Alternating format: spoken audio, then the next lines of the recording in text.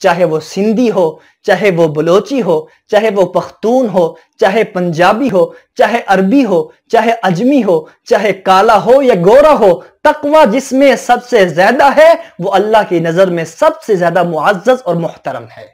اللہ تعالیٰ ارشاد فرماتے ہیں ان اکرمکم عند اللہ اتقاکم، اللہ کے نزدیک سندھی، بلوچی، پنجابی، پٹھان، عربی، اجمی، کالا، گورا یہ معیار نہیں ہے فضیلت کے، بلکہ اللہ کے ہاں فضیلت کا، اعزاز کا، عزت کا، شرف کا، سعادت کا جو معیار ہے وہ تقوی ہے۔ مسلمانوں کو جب بھی نقصان پہنچایا گیا،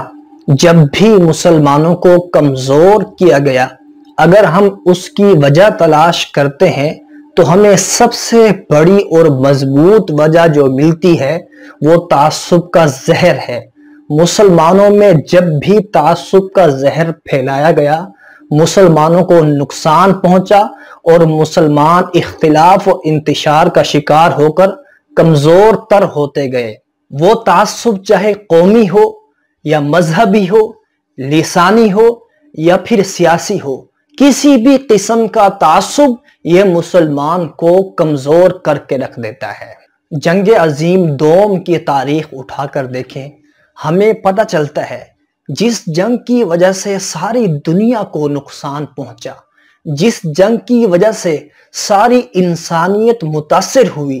اس کی بھی بنیادی وجہ یہی قومی اور لسانی تعصب تھا۔ آپ علیہ السلام نے ارشاد فرمایا جس نے تعصب کی خاطر اپنے قوم کی مدد کی، جس نے عصبیت کی وجہ سے اپنی قوم کے ساتھ کھڑے ہونے کی کوشش کی اور اپنے قوم کے لیے لڑا اور اس پر اس کی موت آ گئی تو وہ جاہلیت کی موت پر مرا ہے۔ انسان اپنی زندگی کے آخر میں جو نصیحت کرتا ہے، جو وصیت کرتا ہے، وہ سب سے اہم ہوتی ہے۔ آپ علیہ السلام نے اپنے آخری خطبہ حجۃ الوداع کے موقع پر ارشاد فرمایا لا فضل لعربی علی عجمی، کہ کسی عربی کو کسی اجمی پر کوئی فضیلت حاصل نہیں ہے، کسی گورے کو کسی کالے پر کوئی فضیلت حاصل نہیں ہے الا بالتقوی، اگر کسی کو فضیلت حاصل ہے تو وہ تقوی کی وجہ سے ہے۔ جو جتنا